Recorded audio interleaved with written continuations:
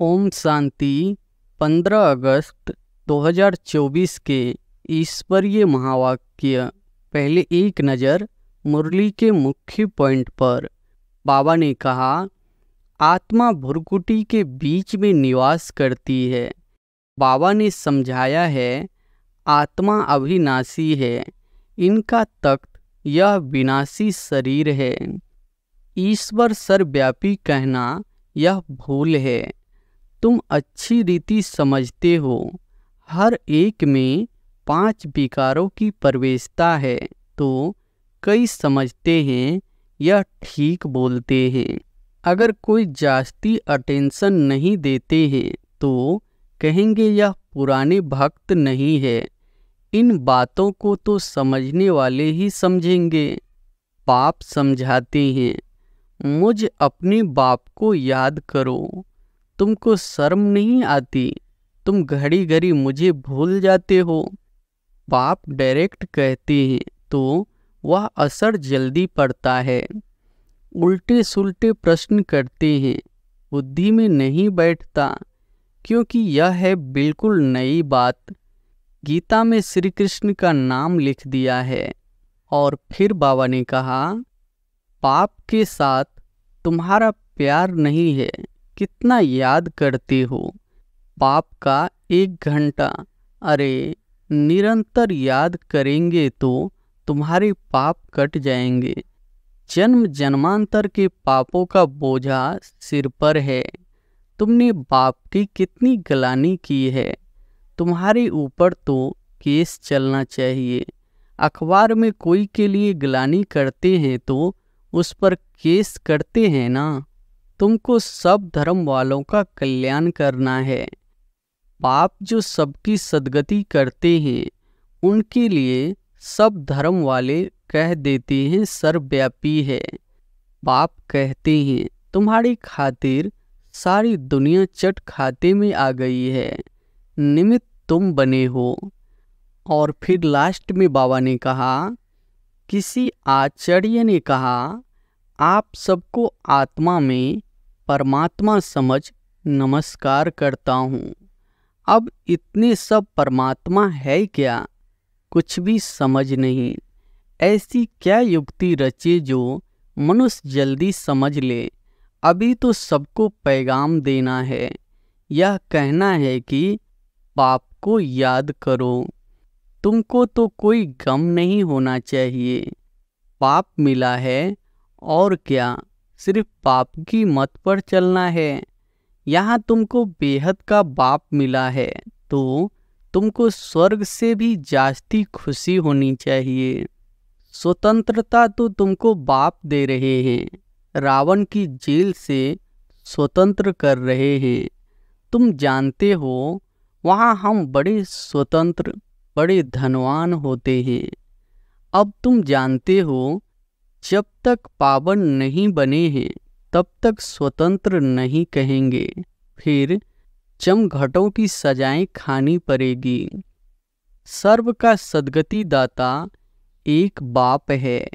वही आकर तुम बच्चों को अज्ञान अंधेरे से निकालते हैं। और अब सुनते हैं महावाक्यों को विस्तार से। मुरली का सार है, मीठे बच्चे, पाप आया है तुम्हें सच्ची स्वतंत्रता देने, चमघटों की सजाओं से मुक्त करने, रावण की परतंत्रता से छुड़ाने। प्रश्न है, पाप और तुम बच्चों की समझाने में मुख्य अंतर कौन सा है? उत्तर है, पाप जब समझाते हैं तो मीठे बच्चे कहकर समझाते हैं, जिससे बाप की बात का तीर लगता है। तुम बच्चे आपस में भाइयों को समझाते हो, मीठे बच्चे नहीं कह सकते। बाप बड़ा है, इसलिए उनकी बात का असर होता है। वह बच्चों को रियलाइज कराते हैं, बच्चों तुम्हें लज्जा नहीं आती, तुम पतित बन गए, अब पावन बनो। ओम शांति। बेहद का रूहानी बाप बेहद के रूहानी बच्चों को बैठ समझाते हैं। अब यह बेहद का बाप और बेहद के बच्चे ही जानते हैं, और कोई न बेहद के बाप को जानते हैं न बेहद के बच्चे अपने को मानते हैं। ब्रह्मा मुख वंशावली ही जानते और मानते हैं, और कोई तो मान भी नहीं सकते। ब्रह्मा भी जरूर चाहिए, जिसको आदि देव कहते हैं, जिसमें बाप की प्रवेशता होती है। बाप आकर क्या करते हैं? कहते हैं पावन बनना है। बाप की श्रीमत है, अपने को आत्मा निश्चय करो। बच्चों को आत्मा का परिचय भी दिया है। आत्मा भ्रुकुटी के बीच में निवास करती है। बाबा ने समझाया है आत्मा अविनाशी है, इनका तख्त यह विनाशी शरीर है। यह बातें तुम जानते हो कि हम सब आत्माएं आपस में भाई भाई एक बाप के बच्चे हैं। ईश्वर सर्वव्यापी कहना यह भूल है। तुम अच्छी रीति समझाते हो, हर एक में 5 विकारों की प्रवेशता है, तो कई समझते हैं यह ठीक बोलते हैं।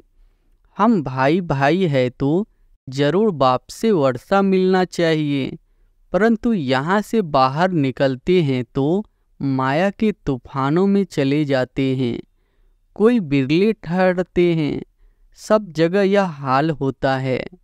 कोई थोड़ा अच्छा समझते हैं तो जास्ती समझने की कोशिश करते हैं। अभी तुम सबको समझा सकते हो। अगर कोई जास्ती अटेंशन नहीं देते हैं तो कहेंगे यह पुराने भक्त नहीं है। इन बातों को तो समझने वाले ही समझे। कोई नहीं समझते हैं तो फिर समझा भी नहीं सकते। तुम्हारे पास भी नंबरवार है। कोई अच्छा आदमी होता है तो उनको समझाने के लिए ऐसे अच्छे को भेजा जाता है, शायद कुछ समझ जाए।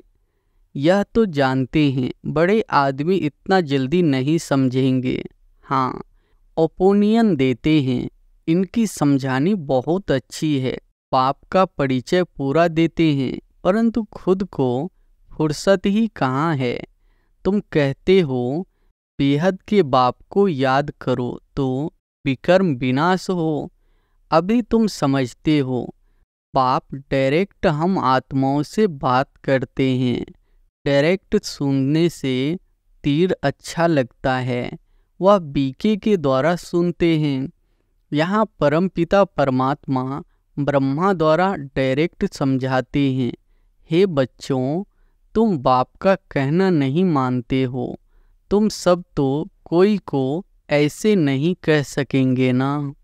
वहाँ तो बाप नहीं है, यहाँ बाप बैठे हैं। बाप बात करते हैं। बच्चे, तुम बाप की भी नहीं मानेंगे। अज्ञान काल में भी बाप की समझानी और भाई की समझानी में फर्क पड़ता है। भाई का इतना असर नहीं पड़ेगा जितना बाप का असर पड़ेगा। बाप फिर भी बड़ा हुआ ना तो डर रहेगा। तुमको भी बाप समझाते हैं, मुझ अपने बाप को याद करो। तुमको शर्म नहीं आती? तुम घड़ी घड़ी मुझे भूल जाते हो। बाप डायरेक्ट कहते हैं तो वह असर जल्दी पड़ता है।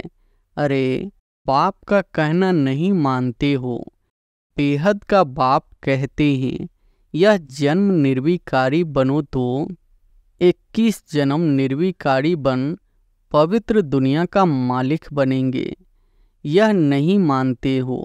बाप के कहने का तीर कड़ा लगता है। फर्क तो पड़ता है। ऐसे भी नहीं है कि सदैव नए नए से बाबा मिलते रहेंगे।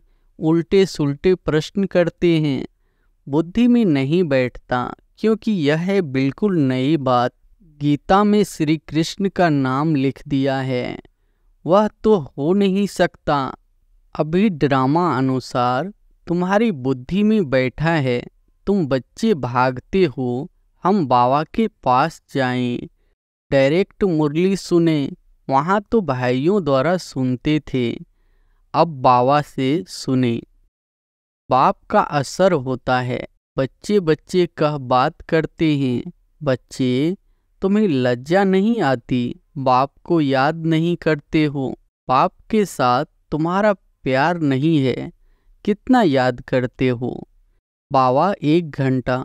अरे, निरंतर याद करेंगे तो तुम्हारे पाप कट जाएंगे। जन्म जन्मांतर के पापों का बोझा सिर पर है। बाप सम्मुख समझाते हैं, तुमने बाप की कितनी गलानी की है। तुम्हारे ऊपर तो केस चलना चाहिए। अखबार में कोई के लिए गलानी लिखते हैं तो उस पर केस करते हैं ना। अब बाप स्मृति दिलाते हैं, तुम क्या क्या करते थे। बाप समझाते हैं, ड्रामा अनुसार रावण के संग में यह हुआ है। अब भक्ति मार्ग सब पूरा हुआ, फास्ट हो गया। बीच में कोई रोकने वाला तो होता नहीं। दिन प्रतिदिन उतरते उतरते तमो प्रधान बुद्ध हो जाते हैं। जिसकी पूजा करते हैं उनको ठीक कर भीतर में कह देते हैं। इसको कहा जाता है बेहद की बेसमझी। बेहद के बच्चों की बेहद की बेसमझी एक तरफ शिव बाबा की पूजा करते हैं, दूसरी तरफ उस बाप को ही सर्वव्यापी कहते हैं। अभी तुमको स्मृति आई है इतनी बेसमझी की जो बाप की गलानी कर दी है। अब तुम बच्चों ने समझा है तो अब पुरुषार्थ कर रहे हो बेगर टू प्रिंस बनने का। श्री कृष्ण सतयुग का प्रिंस उनके लिए फिर कहते 16,108 रानियां थी, बच्चे थे। अभी तुमको तो लज्जा आएगी। कोई पाप करते हैं तो भगवान के आगे कान पकड़कर कहते हैं, हे भगवान, बड़ी भूल हुई, रहम करो, क्षमा करो। तुमने कितनी बड़ी भूल की है। बाप समझाते हैं, ड्रामा में ऐसा है, जब ऐसे बनो तब तो मैं आऊं। अब बाप कहते हैं, तुमको सब धर्म वालों का कल्याण करना है। बाप जो सबकी सद्गति करते हैं उनके लिए सब धर्म वाले कह देते हैं सर्वव्यापी है। यह कहाँ से सीखे? भगवान वाच, मैं सर्वव्यापी नहीं हूँ। तुम्हारे कारण औरों का भी ऐसा हाल हो गया है। पुकारते हैं, हे पतित पावन, परंतु समझते नहीं है। हम जब पहले पहले घर से आए तो पतित थे क्या? देह अभिमानी बनने के कारण पतित बने। कोई भी धर्म वाला आए, उनसे पूछना है परमपिता परमात्मा का तुमको परिचय है? वह कौन है? कहाँ निवास करते हैं? तो कहेंगे ऊपर में या कहेंगे सर्वव्यापी है। बाप कहते हैं, तुम्हारी खातरी सारी दुनिया चट खाते में आ गई है। निमित्त तुम बने हो, सबको समझाना पड़ता है। भर ड्रामा अनुसार होता है, परंतु तुम पतित तो बन गए ना। सभी पाप आत्माएं हैं, अब पुण्य आत्मा बनने के लिए पुकारते हैं। सब धर्म वालों को मुक्ति धाम घर में जाना है, वहाँ पवित्र है। यह भी ड्रामा बना हुआ है जो बाप आकर समझाते हैं। यह ज्ञान सब धर्मों के लिए है। बाबा के पास समाचार आया था, किसी आचार्य ने कहा, आप सबको आत्मा में परमात्मा समझ नमस्कार करता हूँ। अब इतने सब परमात्मा है क्या? कुछ भी समझ नहीं। जिन्होंने भक्ति जास्ती नहीं की है वह ठहरते नहीं है। सेंटर्स में भी कोई कितना समय ठहरते हैं। इससे समझना चाहिए कि भक्ति कम की है, इसलिए ठहरते नहीं है। फिर भी जाएंगे कहाँ? दूसरी कोई हट्टी तो है नहीं। ऐसे ही यह युक्ति रचे जो मनुष्य जल्दी समझ ले। अभी तो सबको पैगाम देना है, यह कहना है कि पाप को याद करो। तुम ही पूरा याद नहीं कर सकते हो तो तुम्हारा तीर कैसे लगेगा? इसलिए बाबा कहते हैं, चार्ट रखो। मुख्य बात है ही पावन बनने की। जितना पावन बनेंगे उतना नॉलेज धारण होगी, खुशी भी होगी। बच्चों को तो बहुत खुशी होनी चाहिए, हम सबका उद्धार करे। बाप ही आकर सद्गति करते हैं। बाप को तो गम और खुशी की बात ही नहीं, यह ड्रामा बना हुआ है। तुमको तो कोई गम नहीं होना चाहिए, बाप मिला है और क्या, सिर्फ बाप की मत पर चलना है। यह समझानी भी अब मिलती है, सतयुग में नहीं मिलेगी। वहाँ तो ज्ञान की बात ही नहीं, यहाँ तुमको बेहद का बाप मिला है तो तुमको स्वर्ग से भी जास्ती खुशी होनी चाहिए। बाप कहते हैं विलायत में भी जाकर तुमको यह समझाना है। सभी धर्म वालों पर तुमको तरस पड़ता है। सभी कहते हैं हे भगवान रहम करो, ब्लिस करो, दुख से लिबरेट करो, परंतु समझते कुछ नहीं। बाप अनेक प्रकार की युक्तियां बतलाते हैं। सबको यह बतलाना है कि तुम रावण की जेल में पड़े हो। कहते हैं स्वतंत्रता मिले, परंतु वास्तव में स्वतंत्रता कहाँ किसको कहा जाता है यह कोई जानता नहीं है। रावण की जेल में तो सब फंसे हुए हैं। अभी सच्ची स्वतंत्रता देने के लिए बाप आए हैं, फिर भी रावण की जेल में परतंत्र होकर पाप करते रहते हैं। सच्ची स्वतंत्रता कौन सी है यह मनुष्यों को बतलाना है। तुम अखबार में भी डाल सकते हो, यहाँ रावण के राज्य में स्वतंत्रता थोड़े ही है। बहुत चार्ट में लिखना चाहिए, जास्ती टिक टिक कोई समझ न सके। बोलो तुमको स्वतंत्रता है कहाँ, तुम तो रावण की जेल में पड़े हो। तुम्हारा विलायत में आवाज होगा तो फिर यहाँ झट समझ जाएंगे। एक दो पर घेराव करते रहते हैं तो यह स्वतंत्रता हुई क्या। स्वतंत्रता तो तुमको बाप दे रहे हैं, रावण की जेल से स्वतंत्र कर रहे हैं। तुम जानते हो वहाँ हम बड़े स्वतंत्र, बड़े धनवान होते हैं, किसकी नज़र भी नहीं पड़ती। पीछे जब कमज़ोर बने तब सबकी नज़र पड़ी तुम्हारे धन पर। मोहम्मद गजनबी ने आकर मंदिर को लूटा तो तुम्हारी स्वतंत्रता पूरी हो गई, रावण के राज्य में स्वतंत्र बन गए। अभी तुम पुरुषोत्तम संगम युग पर हो, अभी सच्ची स्वतंत्रता को पा रहे हो। वह तो स्वतंत्रता को समझते ही नहीं, तो यह बात ही युक्ति से समझानी है। जिन्होंने कल्प पहले स्वतंत्रता पाई है वही मानेंगे। तुम समझाते हो तो कितना आर्ग्यू करते हैं, जैसे बुद्धू टाइम वेस्ट करते हैं तो दिल नहीं होती है बात करे। बाप आकर स्वतंत्रता देते हैं। रावण की परतंत्रता में दुख बहुत है, अपरम अपार दुख है।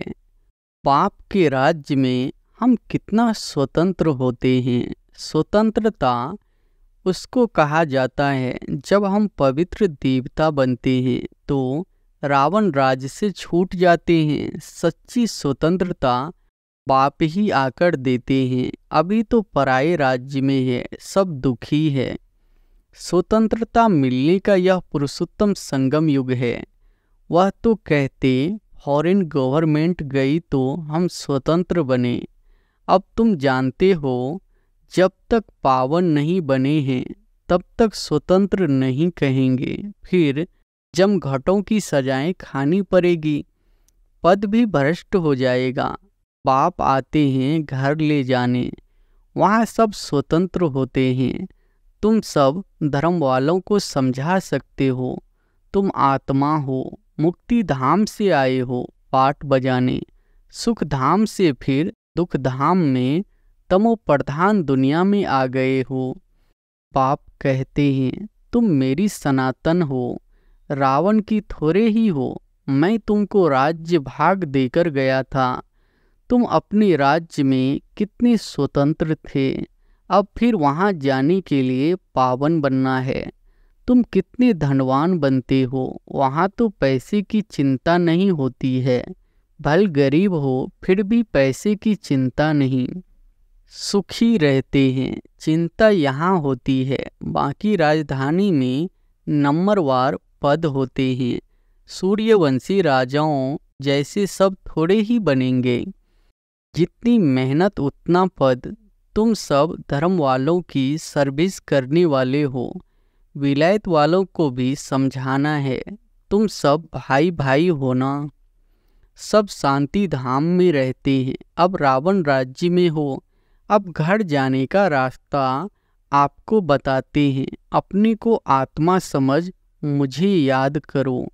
कहते भी है भगवान सबको लिबरेट करते हैं, परंतु यह नहीं समझते कि कैसे लिबरेट करते हैं। बच्चे कहाँ मूंछ पड़ते हैं तो कहेंगे बाबा हमको लिबरेट कर अपने घर ले चलो।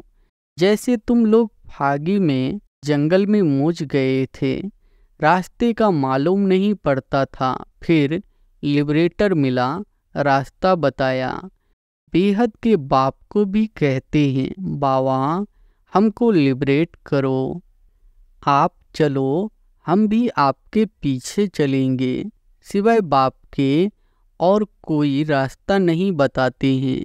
कितने शास्त्र पढ़ते थे, तीर्थों पर धक्के खाते थे, परंतु भगवान को नहीं जानते तो ढूंढेंगे फिर कहाँ से। सर्वव्यापी है, फिर मिलेंगे कैसे। कितना अज्ञान अंधेरे में है। सर्व का सद्गति दाता एक बाप है, वही आकर तुम बच्चों को अज्ञान अंधेरे से निकालते हैं। अच्छा, मीठे मीठे सिकिलधे बच्चों प्रति माता पिता बाप दादा का याद प्यार और गुड मॉर्निंग। रूहानी बाप की रूहानी बच्चों को नमस्ते। धारणा के लिए मुख्य सार पहली पॉइंट है, एक बाप मिला है, इसलिए किसी भी बात का गम चिंता नहीं करना है। उनकी मत पर चलकर बेहद का समझदार बन खुशी खुशी सबका उद्धार करने के निमित्त बनना है। दूसरी पॉइंट है, जमघटों की सजाओं से बचने व सच्ची स्वतंत्रता पाने के लिए पावन जरूर बनना है। नॉलेज सोर्स ऑफ इनकम है, इसे धारण कर धनवान बनना है।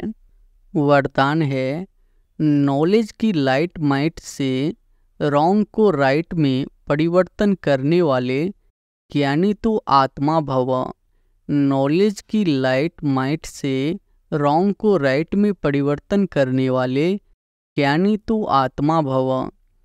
कहा जाता है नॉलेज इज लाइट माइट। जहाँ लाइट अर्थात रोशनी है कि ये रॉन्ग है, ये राइट है, ये अंधकार है, ये प्रकाश है, ये व्यर्थ है, ये समर्थ है, तो रॉन्ग समझने वाले रॉन्ग कर्मों व संकल्पों की वशीभूत नहीं हो सकते। ज्ञानी तो आत्मा अर्थात समझदार ज्ञान स्वरूप कभी यह नहीं कह सकती कि ऐसा होना तो चाहिए, लेकिन उसके पास रॉन्ग को राइट में परिवर्तन करने की शक्ति होती है। स्लोगन है, जो सदा शुभ चिंतक और शुभ चिंतन में रहते हैं वह व्यर्थ चिंतन से छूट जाते हैं। अच्छा, ओम शांति।